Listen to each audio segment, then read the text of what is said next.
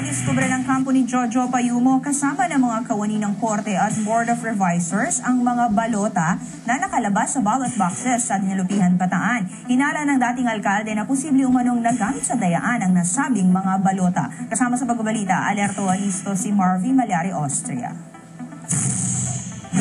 Nabalot ng kalituhan ng unang araw ng manual recount kaugnay ng election protest sa Bataan. Natuklasan kasi ng ilang individual na hindi nakalagay ang mga bibilanging balota sa mga ballot boxes. Ang mano-manong bilangan ay bunga ng protesta na inihain ni dating board member at dating alkalde na si Jojo Payumo laban kay incumbent Mayor Gila Garcia.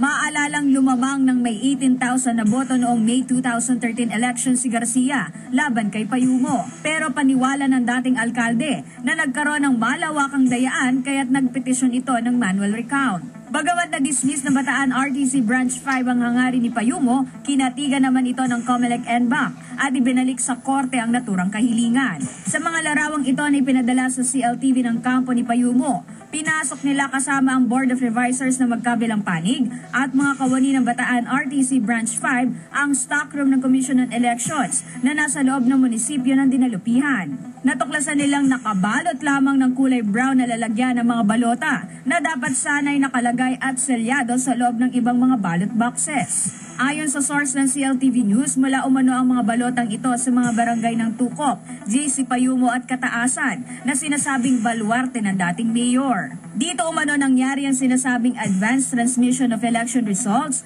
gayong oras pa ng pagboto. Natagpuan din ang umano'y 3 ballot boxes na walang laman na maaari umanong pinaglagyan ng mga nakuhang balota. Ayon sa kampo ni Payumo, hindi nila ipinabilang ang mga naturang balota bilang ebidensya ng hinihinalang dayaan o clean-up operation bukod pa sa ballot switching. Maging ang bahagi ito ng stockroom ay tinapalan lamang ng plywood, gayong bati ng election officer ng bayan na si Luciano Miguel na may nakasampang election protest simula pa noong 2013. Si Miguel ay nalipat na sa lalawigan ng Pampanga at ang pumalit na sina election officer na si Elaine Grace Santillan at maging ang municipal treasurer na si Lani Penaflor ay may nakahanda umanong opisyal na paliwanag sa natagpo ang mga balota. Subalit hanggang ngayon ay hindi pa ito naibibigay sa mga kampong humihingi ng paliwanag, pati na sa mga mamamahayag.